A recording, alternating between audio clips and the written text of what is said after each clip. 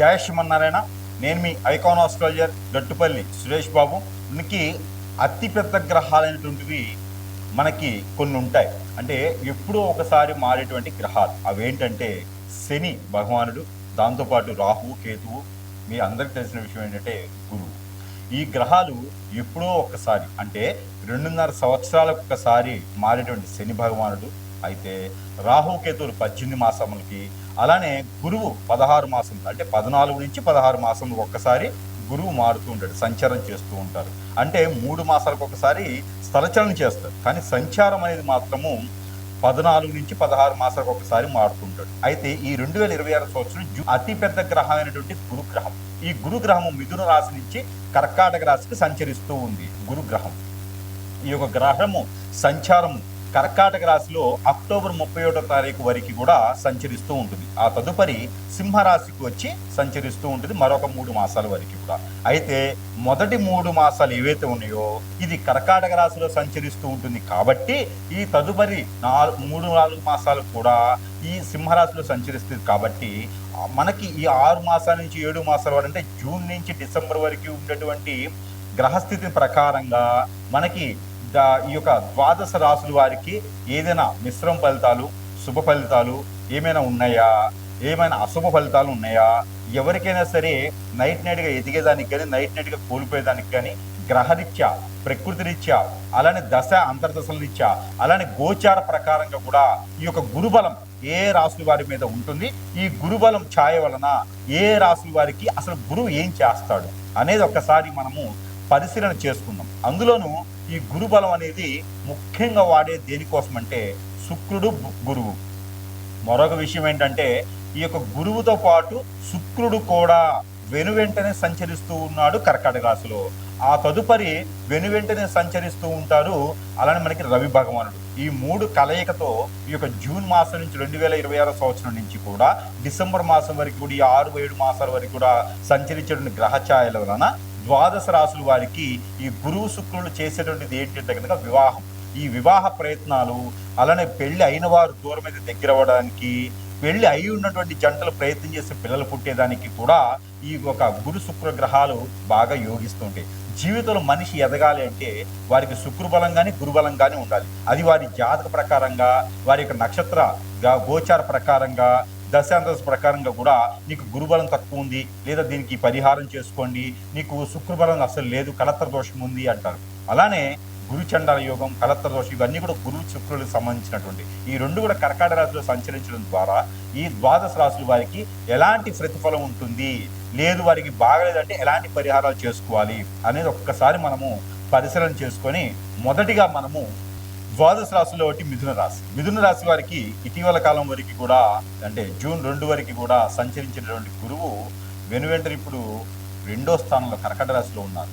ఈ కర్కాటక రాశిలో గురు సంచారం, గురువుతో పాటు శుక్రు సంచారంతో పాటు మీకు ఏదైతే 2వ స్థానంలో గురువు వచ్చి ఉన్నారో మీకు అదృష్టం అలా ఉట్టి పడుతుంది కాదు. ఎందుకంటే 2వ స్థానంలో గురువు మీకు మంచి చేయబోతున్నాడు.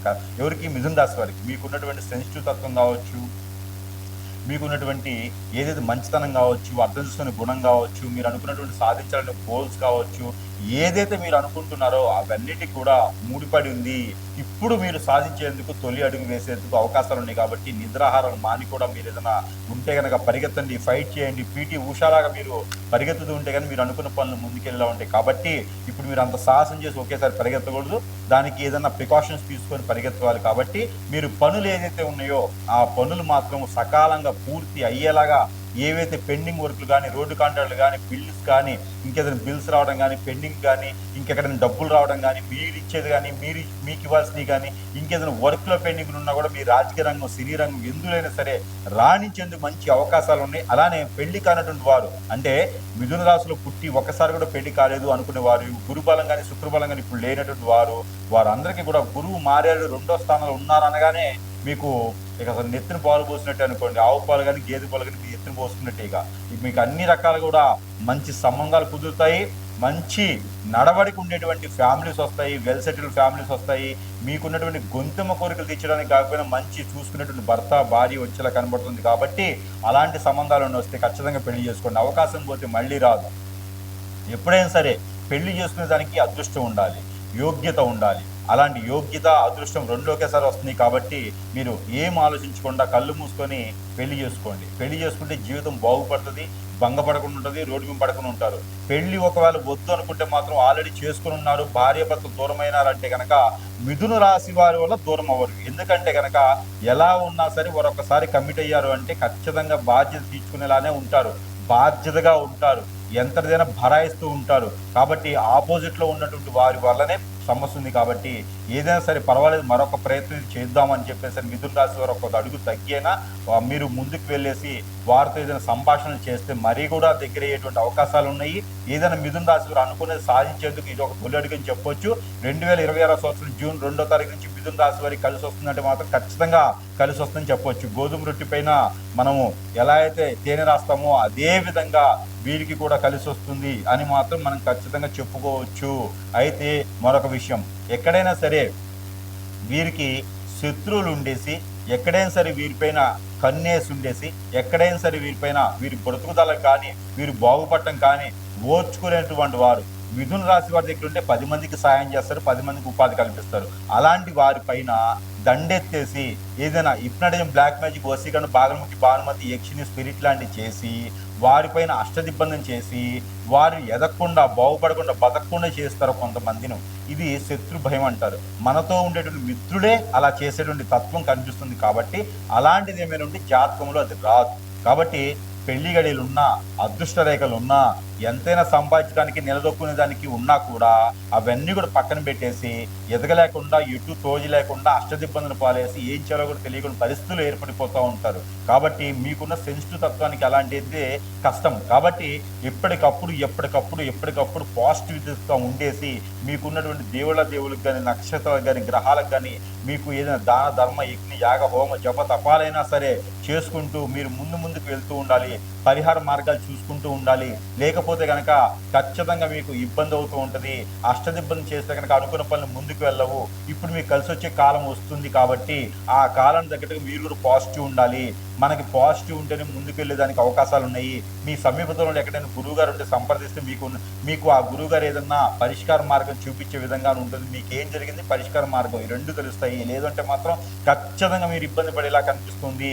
గ్రహాల యొక్క స్థితిగతులు మీ పైన గురువు మారిన తర్వాత గురువు 2వ స్థానం ఉన్నాడు కాబట్టి పాత ఆస్తులు కానీ, అన్నదమ్ముడు గొడవ కానీ, డబ్బులు సమకూర్చడం కానీ, కొత్త రకమైన వడవడి కానీ, కొత్త రకమైన రంగంలో కానీ ముందుకు వెళ్ళటం, జాబులు వెసులుబాటు, ప్రమోషన్స్, ఇంక్రిమెంట్స్ ఇవన్నీ కూడా మీరు సూచిస్తున్న విదేశయానం అయితే కనుక మీకు జూన్ మాసంలో ప్రయత్నం చేస్తే వెళ్ళాలనుకున్న వారు విదేశానికి వెళ్తారు. అలానే జూలై మాసంలో పెళ్లి చేసుకోవాలి, పెళ్లి కావాలనుకున్న వారు జూలై మాసంలో ప్రయత్నం చేస్తున్న పెళ్లి అవుతుంది. ఆగస్టు, సెప్టెంబర్ మాసాలు అయితే కనుక మీరు ఏదైనా కొత్తగా వ్యాపారం మొదలు పెట్టాలంటే ఈ గురుబలం మీమే చాలా అదృష్టం ఉంటుంది. అక్టోబర్, నవంబర్ మాసాల్లో అయితే కనుక మీరు ఏదైనా సరే విదేశానికి కానీ, పెళ్లి చేసుకోవడానికి కానీ, కొత్తగా వ్యాపారం పెట్టుకోవడానికి కానీ, పాత వ్యాపారం లాస్ అని మళ్ళీ పూడ్చుకోవడానికి కానీ, ఏదైనా బ్యాంక్ లోన్స్ కానీ చాలా అద్భుతంగా ఉంది. కాబట్టి ఈ ప్రయత్నం చేసుకోవచ్చు. భార్యాభర్తలు దూరమైన వాళ్ళు జూలై నుంచి ఆగస్టు మాసం లోపు మాట్లాడుకుంటే కనుక మళ్ళీ వారు మరలా తిరిగి వచ్చేలా కనబడుతోంది. కాబట్టి ఇలాంటి ప్రయత్నం చేసుకొని ఖచ్చితంగా మీరు అదృష్టవంతులు అవ్వచ్చు. ఇంకా మీ ఏదైనా కనిపిస్తుంది, చెడు ఉంది, ఏం పని చేసినా ముందుకెళ్ళట్లేదు అనుకుంటే మాత్రం ఖచ్చితంగా సంప్రదించండి. ఇకపోతే ఈ ఒక చిన్న పరిహారం చేసుకొని కూడా అదృష్టవంతులైతే అవ్వచ్చు ఈ రాశివారు. అయితే ఈ రాశి వారు కనుక ఈ గురు బలము, శుక్ర బలము మీకు నిండుగా ఉండాలి, మీరు అనుకున్నటువంటి పనులు కావాలి అనుకుంటే ఉపశయనం మాత్రం లభ్యపడుతుంది. ఏ గ్రహం కూడా మనకి ఉపశయనం లభ్యపడుతుంది. కాబట్టి మీరు ఈ చిన్నపాటి పరిహారం అనేది మీరు చేసుకోవచ్చు. దానికి ఏంటంటే కనుక మీరు బాగా గుర్తుపెట్టుకొని పరిహారాన్ని మీరు ఈ పరిహారాలు చూసుకొని మీరు పాటించినట్టయితే అన్ని విధాలుగా కూడా మీకు సహకరిస్తుంది గ్రహాల యొక్క స్థితిగతులు. అవి ఏమిటంటే కనుక మీరు ఆదివారం రోజున మీరు స్నానం చేసేటువంటి నీటిలో ఈ దాల్చిన చెక్క అని ఉంటుంది, ఆ చెక్క పౌడర్ కానీ, చెక్క కానీ వేసుకొని స్నానం చేయండి. సోమవారం రోజున పన్నీర్ కానీ, రోజ్ వాటర్ కానీ వేసుకొని స్నానం చేయండి. మంగళవారం రోజున పసుపు ఒక చిటికెడు వేసుకొని స్నానం చేయండి. బుధవారం రోజున కర్పూరం బిళ్ళలు నీటిలో వేసుకొని ఒక 2 స్నానం చేయండి. అలానే గురువారం రోజున తెల్ల ఆవాలు కొన్ని వేసుకొని స్నానం చేయండి. శుక్రవారం రోజున మనకి చున్నం కానీ, లేకపోతే కనుక కుంకుమ కానీ వేసుకొని స్నానం చేయండి. లేదు అంటే కనుక ఇలాచీ కానీ, లేదు అంటే కనుక లవంగా కానీ అక్కడ శుక్రవారం రోజున ఏదో ఒక వస్తువుని నేను చెప్పిన వాటిని వేసుకొని స్నానం చేయండి. శనివారం అయితే కనుక మీరు ఖచ్చితంగా ఉప్పుతో కానీ, లేదా నల్ల నువ్వులతో కానీ ఒక చిటికెడు నీళ్ళల్లో వేసుకొని స్నానం చేయండి. ఇలా గనక మీరు స్నానం ఆచరించినట్లయితే ఒక గురుగ్రహమే కాదు, ఒక శుక్రగ్రహమే కాదు, ఒక రవిగ్రహమే కాదు, ప్రతి గ్రహంకు ఉన్నటువంటి నెగిటివ్ నరదిష్టి మీ మీద పోయేసి ఆ గ్రహాల యొక్క స్థితిగతులన్నీ కూడా మీకు సమపాల కూడా వస్తూ మీకు అన్ని విధాలుగా బాగుంటుంది.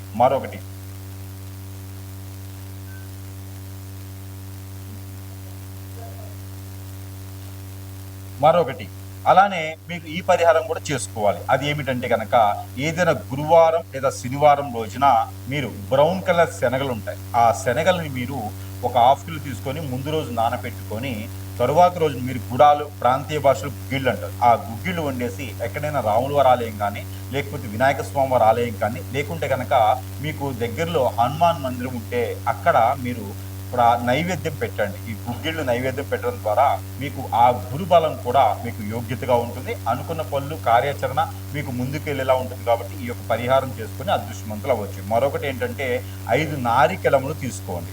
ఏదైనా గురువారం రోజున ఇష్టదైవం దగ్గర లేదా మీ కులదైవం దగ్గర మీకు నచ్చినటువంటి ఆలయానికి వెళ్ళండి. అక్కడ ఈ 5 నారికేళములు కూడా సమర్పించండి. ఈ సమర్పించి ఏ చెప్ప కూడా ఇంటికి తెచ్చుకోవద్దు, అన్ని 10 చెప్పులు అక్కడే వదిలివేసేయండి. దాని ద్వారా మీరు అనుకున్నటువంటి కార్యాచరణ ముందుకు వెళ్తుంది, మీరు అనుకున్నటువంటి పనులన్నీ కూడా గోల్స్ అన్ని కూడా క్యాచ్ అవుతూ ఉంటాయి.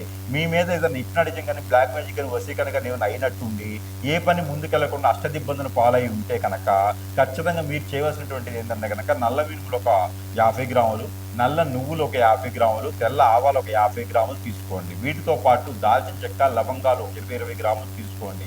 దాంతోపాటు కర్పూరం బిళ్ళలు ఒక 13 తీసుకోండి, చిన్నవి కర్పూరం ఆర్పిచ్చేవి.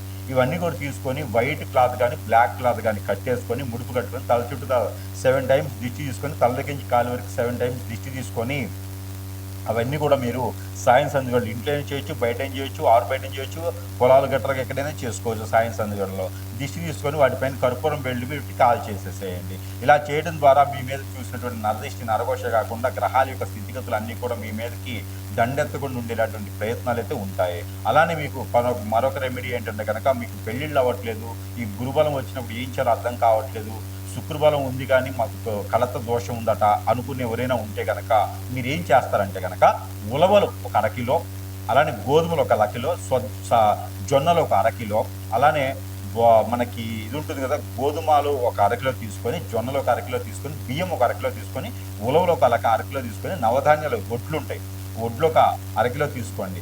ఇవన్నీ కూడా తీసుకున్న తర్వాత మీరు ఒక వైట్ కలర్ కానీ ఆరెంజ్ కలర్ కానీ రెడ్ కలర్ కానీ క్లాతులు కట్టేసేయండి. ఈ కట్టినటువంటి దానికి మీకు సమీప దూరంలో ఎక్కడైనా నది, వాగు, ఏరు, సెలయేరు, కుంట, కాలువ, బ్రహ్మగుండాలు లేకపోతే సముద్రాలు ఇలాంటి ఏదైనా ఉంటే కనుక మీరు అక్కడ స్నానం ఆచరించేటువంటి పరిస్థితులు ఉన్నాయా సరే లేకుంటే కనుక ఇవన్నీ కూడా మీరు పితృదోషాలు కానీ కాలసర్పదోషం కానీ కలత్ర దోషం కానీ బుధదోషం కానీ గురుదోషం కానీ శని దోషం కానీ ఏమైనా ఉన్నాయంటే కనుక ఆ దోషానికి పరిహారం పోవాలి, ఇవన్నీ కూడా మాకు తెలుసో తెలియక చేసిన కర్మలు పోవాలి అని చెప్పేసి అనుకొని ఇవన్నీ కూడా తలమేం పెట్టుకుని వెళ్ళేసి అందరి పేర్లు ఇంట్లో వాళ్ళందరి పేర్లు ఒక కాలం చేసిన వారి పేరు ఉన్నవారి పేరు అందరి పేర్లు తెలుసుకుని ఏదైనా తప్పులుంటే క్షమించండి అని చెప్పేసి అని అక్కడ అన్నీ పోసేసేయండి. పోసేసిన తర్వాత కాళ్ళు కడుక్కొని ఎక్కడైనా ఆలయం ఉంటే కనుక ఆ ఆలయంలో మీరు 2 వత్తులేసి మట్టి ప్రమిదలో దీపారాయణ చేసుకోండి. ఇలా చేసినట్టయితే కనుక మీకు అన్ని రకాలుగా కూడా గ్రహాల యొక్క స్థితిగతులన్నీ కూడా మీ మీద సానుకూల పడిచేసి మీరు అందరూ కూడా ముందుకు వెళ్ళేలా ఉంటుంది. కాబట్టి ఈ పరిహారం చేసుకుని అదృష్టవంతులు అవ్వచ్చు. మరొక పరిహారం ఏంటంటే కనుక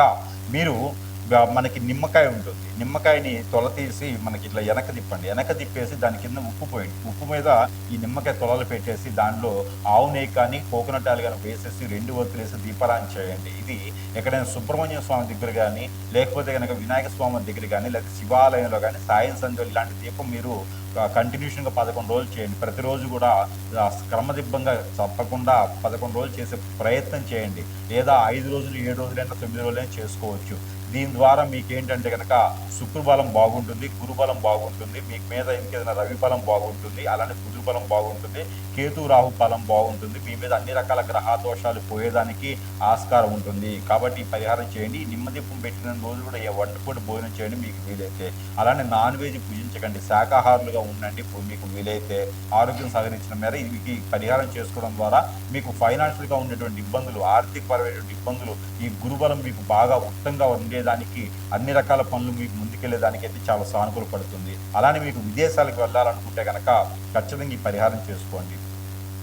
ఎక్కడైనా మీకు సుబ్రహ్మణ్య స్వామి ఆలయం ఉంటే కనుక అక్కడ నువ్వులతో కూడినటువంటి చలిబిడి, ఆ చలిబిడిని కనుక స్వామివారికి నైవేద్యం పెట్టండి. సజ్జలు, నువ్వులు, ఎండు కొబ్బరి, తెల్ల నువ్వులు కానీ నల్ల నువ్వులు కానీ వేసేసి ఆ చలిబిడిని కనుక స్వామివారికి మీరు పెట్టినట్టయితే ఖచ్చితంగా మీరు విదేశానికి వెళ్ళడానికి ప్రయత్నం చేయండి. ఖచ్చితంగా మీరు విదేశాలకు వెళ్ళే తీరుతారు. కాబట్టి ఇలాంటి చిన్న చిన్న పరిహారాలు చేసుకోవడం ద్వారా కూడా మీకు గురుబలము, శుక్రబలమే కాకుండా ఆ రవి భగవాని బలం కూడా మీకు చేకూర్చుతూ ఉండి, దాంతోపాటు శని భగవాన్ యొక్క అశుభ దృష్టి కూడా మీకు తగ్గుతూ ఉంటుంది. కాబట్టి ఇలాంటి చిన్న చిన్న పరిహారాలు చేసుకొని కూడా అదృష్టవంతులయ్యేదానికి ఆస్కారం ఎక్కువగా ఉంటుంది.